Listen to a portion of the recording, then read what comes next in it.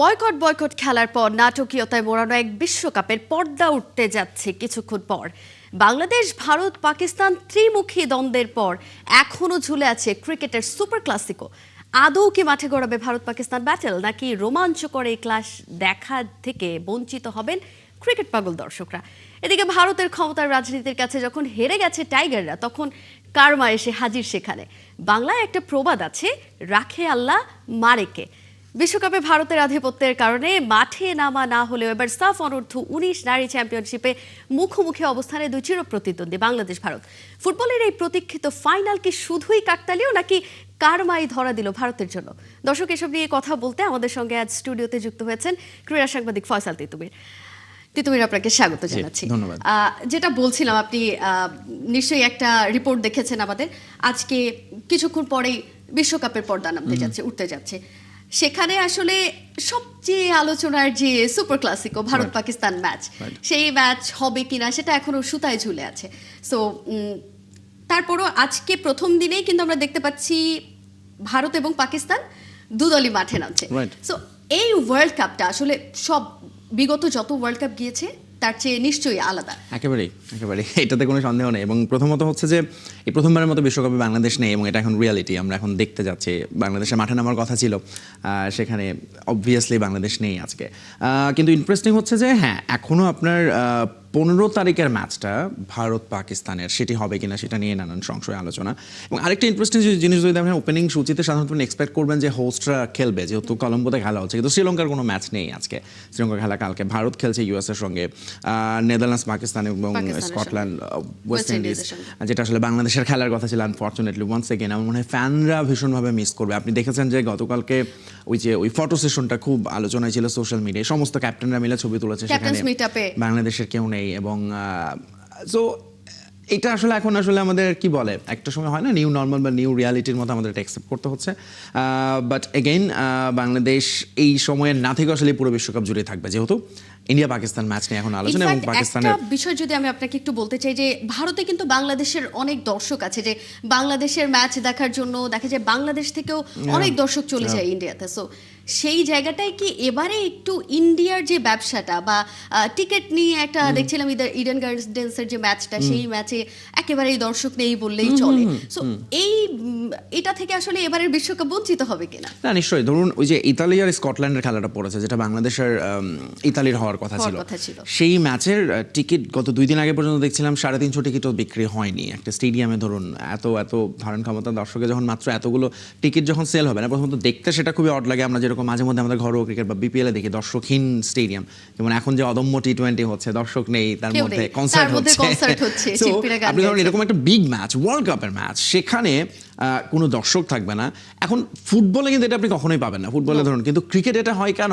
ধরুন পার্টিকুলার কিছু কান্ট্রি, যেমন ইতালি, একেবারে নতুন একটা দেশ, ক্রিকেট খেলছে এবং তাদেরকে ফলো করে, এক্স্যাক্টলি সেই জায়গায় বাংলাদেশ থাকলে বরং অনেক অনেক দর্শক যেত অবভিয়াসলি বাংলাদেশের খেলা দেখার জন্য, এবং বাংলাদেশের সাপোর্ট যারা করেন, সেটা টিভিতেও ভিউয়ারশিপ অনেক বেড়ে যেত। সে সব কিছু দিক দিয়েই আসলে লস তো পড়তেই হচ্ছে। এবং আরেকটা জিনিস খুবই ইন্টারেস্টিং, আজকে যে ওপেনিং ম্যাচ পাকিস্তান এবং নেদারল্যান্ডসের মধ্যে 11:30 কিছুক্ষণ পর, সেটার কিন্তু দুটো পার্টিকুলার গেটই ওপেন রেখেছে স্টেডিয়াম কর্তৃপক্ষ বা শ্রীলঙ্কার ক্রিকেট বোর্ড ঘোষণা দিয়েছে। এটা ফ্রি, উন্মুক্ত থাকবে, দর্শকরা এসে ঢুকে যাতে খেলাটা দেখে।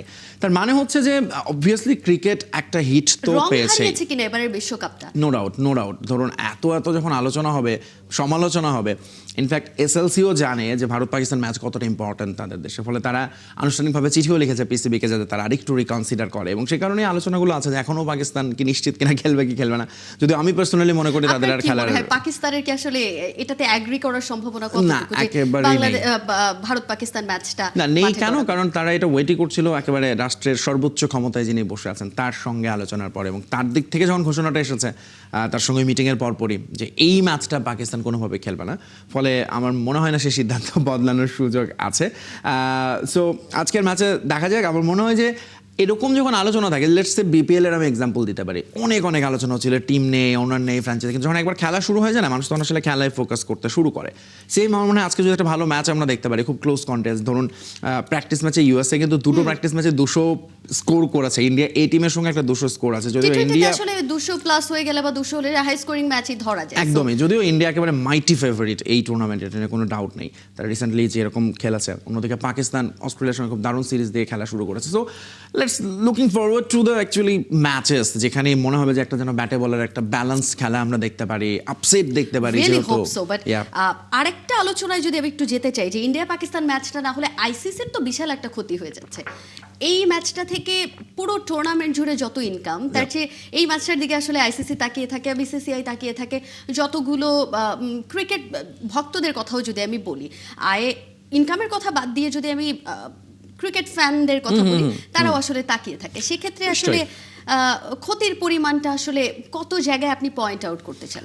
অর্থমূল্য তো একটা আছেই, এছাড়া ক্ষতির যেটা হচ্ছে, এটা হচ্ছে একটা দীর্ঘস্থায়ী একটা ক্ষতি হয়ে যেতে পারে। কীরকম, 2010 থেকে ধরুন এই দুটো দল খুব একটা দ্বিপাক্ষিক সিরিজ খেলে না, মাত্র একটা দ্বিপাক্ষিক সিরিজে খেলেছে এরপর। ফলে টি20 বা এই ওয়ার্ল্ড টুর্নামেন্টগুলোতে আইসিসির ফিকচার 2010 থেকে গত 15 বছর ধরে এইভাবেই হয়ে আসছে যে গ্রুপ পর্বে ভারত পাকিস্তান ম্যাচ থাকবে, এবং এটা কিন্তু আইসিসি যে ইচ্ছে করে তার পেছনে বড় রিজন হচ্ছে স্পন্সরদের বা ব্রডকাস্টারদের একটা প্রেশার থাকে যে ভাই আমার I need India Pakistan match. সেইটা যখন হচ্ছে না, এবং সেটা হওয়ার পেছনে রিজন যখন এরকম উঠে এসেছে, অলরেডি এই দুটো টিম খেলছে না, এখন আবার নিউট্রাল ভেন্যুতেও, মানে ওয়ার্ল্ড টুর্নামেন্টও তারা হাইব্রিড ভেন্যুতে চলে যাচ্ছে, এরপরে এই ধরনের ম্যাচে যখন তারা বয়কট করা শুরু করবে, সেইটা আসলে ফিউচারে ধরুন এশিয়া কাপ আছে, আরও নানান রকম টুর্নামেন্ট আছে যেখানে ভারত পাকিস্তান মুখোমুখি হতে থাকবে। ইনফ্যাক্ট প্রত্যেক বছরই এখন কোনো না কোনো বিশ্বকাপ আমরা দেখি, সেখানে ইন্ডিয়া পাকিস্তান ম্যাচ অবভিয়াস না হলে বিরাট ক্ষতি। দেখিয়েছে পাকিস্তানের এই গার্ডসটা কি আসলে অভাবনীয় কিনা যে ভারতের বিপক্ষে তারা খেলবেই না? তা তো অবশ্যই, কারণ ভারত এরকম যে পাল্টা একটা কাউন্টার অ্যাটাকের শিকার হতে পারে, এটা তারা আসলে তাদের প্ল্যানে ছিল না। They didn't have any plan B. তারা ধরে নিয়েছিল যে এইটা অ্যাটলিস্ট পাকিস্তান, হ্যাঁ বাংলাদেশের সঙ্গে খেলবে না, তারা কালো আর্মব্যান্ড পরে নামতে পারে, প্রতিবাদ জানাতে পারে নানাভাবে, কিন্তু একেবারে ম্যাচ বয়কট করবে। যে রাজনীতিটা ভারত দেখিয়েছে, সেই জায়গায় কি ভারত আবার হেরে গেল? অফকোর্স, সেখানে একটা বড় ধাক্কা তো তারা খেয়েছে এই পিসিবির কাছ থেকে, এবং এখন তাদের আসলে হিসাব নিকাশ করতে হচ্ছে ফিউচারেরও। তারা আসলে অনেক সিদ্ধান্ত তাদের এখন ভেবে চিন্তা নিতে হবে, এবং অবভিয়াসলি ধরুন যখন আপনি এবার আসি ক্ষতির কথা বললেন, তো ধরুন এই ম্যাচের যে ইনকাম সেটা তো আইসিসিতে যাচ্ছে অবশ্যই, কিন্তু আইসিসি সেটা থেকে কি করে, মানিটা ডিসবার্সড করে তার অ্যাসোসিয়েট মেম্বার, তার সদস্য দেশগুলোর মধ্যে, এবং সেটাতে যখন একটা টান পড়বে, ধরুন তারা পিসিবিকে জরিমানা করবে হোয়াট এভার, কিন্তু স্টিল সবাই কোনো না কোনোভাবে ক্ষতিগ্রস্ত হবে, স্টেক হোল্ডারগুলো। তখন আসলে একটা প্রেশার কিন্তু বিসিসিআইয়ের উপর অটোমেটিক্যালি চলে আসবে। এখন ধরুন আমার স্পন্সর বেশি বলে এরকম একটা, আমি যখন একটা বৈশ্বিক টুর্নামেন্টে থাকবো এবং একটা গভর্নিং বডির আন্ডারে থাকবো, তখন আসলে আমি সব কিছু আমার বলে দাবি করতে পারবো না। এটা ব্যাপারটা এরকম না, আমার ব্যাট আমার বলছো, আমি আগে নামবো আগে বল করবো। You have to follow some certain rules and regulation. So বিসিসিআইয়ের উপর আমার মনে হয় অন্য দেশগুলোর আস্তে আস্তে ওই একটা কোল্ড ওয়ারের মতো একটা মানসিক প্রেশার তো থাকবেই। শীতল একটা যুদ্ধ চলে আসছে। তিতুমির একটা রিপোর্ট দেখলাম, যে আমি যেটা ইন্ট্রোতেই একটু বলছিলাম যে এটা কি আসলে কাকতালীয় ভাবেই হলো, নাকি এটা ভারতের জন্য একটা কার্মা হয়ে গেল, যে যেই ভারত ক্ষমতার অপব্যবহার করে বাংলাদেশকে আসলে বিশ্বকাপটা এক প্রকার খেলতেই দিল না, সেই ভারতের বিপক্ষে বাংলাদেশ ফাইনালে লড়বে, এবং পুরো টুর্নামেন্ট জুড়ে বাংলাদেশ একেবারে একচেটিয়া একটা আধিপত্য দেখিয়েছে। ফুটবলে যেটা বয়সভিত্তিক সাফ বলেন, মূল সাফ বলেন, সব জায়গায় মেয়েদের আধিপত্য, এটা একেবারে স্পষ্ট। এটা নিয়ে অন্য কোনো কথা বলার আসলে জায়গাই থাকে না। সো এই ফাইনালটা, আজকের যে ফাইনালটা মাঠে গড়াতে যাচ্ছে, সেটা কি এই ক্রিকেটের ক্ল্যাশের জন্য আরো অনেকখানি বিশেষ হয়ে গেল কিনা বাংলাদেশের জন্য? তাতে অবশ্যই একটু তো বাড়তি নজর থাকবেই সবার। তবে এইটা বোধহয় কাকতালীয় যে আজকের দিনেই হচ্ছে ফাইনালটা, কারণ আজকে ওয়ার্ল্ড কাপ শুরু হচ্ছে, বাংলাদেশ নেই, বাংলাদেশ ভারতের মধ্যে এত কিছু ঘটে গেছে, তারপরে বাংলাদেশ ভারত মেয়েদের ফুটবলের একটা ফাইনাল হচ্ছে, যেটা 7 তারিখ বিশ্বকাপের উদ্বোধনী দিনে। কিন্তু পুরো টুর্নামেন্টটা যদি আপনি দেখেন, মাত্র 4 দলের টুর্নামেন্ট, আন্ডার-19, এবং শুরু থেকে টুর্নামেন্টের ফেভারিট আসলে বাংলাদেশ এবং ভারত। ফলে অবধারিতভাবে এই দুটো দল যে ফাইনালে উঠবে এটা আসলে অনুমিতই ছিল। নেপাল এবং ভুটানকে দুটো দলে অনায়াসে হারিয়েছে। সো চোখটা ছিল যে গ্রুপ পর্বে এই দুটো দলের মুখোমুখি দেখা কি, এবং সেখানে বাংলাদেশ খুব দারুণ খেলেই আসলে জিতেছে ভারতের সঙ্গে। ফলে ওই ম্যাচটা ভারত হারলেও তারা বলছে যে তারা বেটার টিম দেন বাংলাদেশ, তাদের কোচ এরকম একটা বিবৃতি দিয়েছে। তবে একটা একটা জিনিস একটু আসলে পয়েন্ট আউট করা দরকার যে ভারত কিন্তু এই টুর্নামেন্টে খেলছে আন্ডার 17 টিম নিয়ে, বাংলাদেশ খেলছে আন্ডার 19। যদিও টুর্নামেন্টের নাম অনূর্ধ্ব 19, কিন্তু ভারত ইচ্ছে করে তাদের অনূর্ধ্ব 17 টিমকে পাঠিয়েছে, বিকজ তাদের সামনে একটা এশিয়ান কাপ আছে আন্ডার 17 চায়নাতে, সেটার জন্য তারা এটা প্রিপারেশন হিসেবেই নিয়েছে। এবং এই কারণেই তারা যেটি বলার চেষ্টা করছে যে তারা হয়তো ফিজিক্যালি বাংলাদেশের মেয়েদের থেকে একটু পিছিয়ে থাকবে, কিন্তু স্কিল ওয়াইজ তারা যেটাকে একটা পয়েন্ট আউট করার ট্রাই করছে যে আমাদের মেয়েরা বাংলাদেশের মেয়েদের চেয়ে পিছিয়ে। কিন্তু আরেকটা জিনিস যদি আমি আপনাকে একটু বলতে চাই, 2024-এ বাংলাদেশে ঘরের মাঠে এই অনূর্ধ্ব 19 ক্যাটাগরিতেই সাফ হয়েছে এবং সেখানে ভারত কিন্তু যুগ্ম চ্যাম্পিয়ন হয়েছে। মানে খুবই এপিক একটা ফাইনাল ছিল, সেটা খুবই নাটকীয় একটা ফাইনাল ছিল। সেই ফাইনালে সাডেন ডেথ পর্যন্ত গিয়েছে, সেখানেও ভারত তারপরে গিয়ে তাদের আপত্তি 11-11 হয়েছিল বোধহয় টাই ব্রেক স্কোর, মানে আর কেউ শট নেওয়ার মতো ছিল না তখন আসলে টস ছিল, এবং এই টস নিয়ে খুব নাটকীয়তা হয়েছিল। অনেক নাটকীয়তার পরে শেষ পর্যন্ত যৌথ চ্যাম্পিয়ন করা হয় বাংলাদেশ এবং ভারতকে।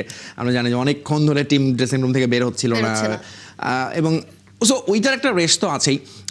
বাংলাদেশ এমনিতেই টুর্নামেন্টে বোধহয় আরো বেশ কয়েকবার ট্রফি জিতেছে এবং ভারতের সঙ্গে তারা ফাইনাল খেলেছে। এই অনূর্ধ্ব 19-এ কিন্তু দুবার তারা ট্রফি জিতেছে, এবং আমরা কিন্তু সাফে যেটা দেখি যে অনূর্ধ্ব 18, 19 বারবার নাম চেঞ্জ করে টুর্নামেন্টগুলো হয় এবং ওই একই দল আসলে মোটামুটি সেম ব্যাচ অফ ফুটবলার সেখানে অংশ নেয়। এক্স্যাক্টলি 2021-এ বাংলাদেশ চ্যাম্পিয়ন, সেখানে ভারতকে হারিয়েছে। 2024-এ ভারতকে যুগ্ম চ্যাম্পিয়ন হয়েছে দু দল। এরপর 16-র দিকে যদি আমি একটু তাকাই, সেখানে ভারতকে পেনাল্টিতে হারিয়েছে, 2024 সালেই সেটা হয়েছে। সো রিসেন্ট ডেইজে কিন্তু বাংলাদেশের আধিপত্য সাফে একেবারে স্পষ্ট। না নিঃসন্দেহে। ধরুন বিশেষ করে মেয়েরা, ধরুন আমরা সাফে তো মেয়েরা বাংলাদেশের এখন অন্যতম পরাশক্তি, তার প্রমাণ আমরা জানি যে বাংলাদেশ এশিয়া কাপে যাচ্ছে।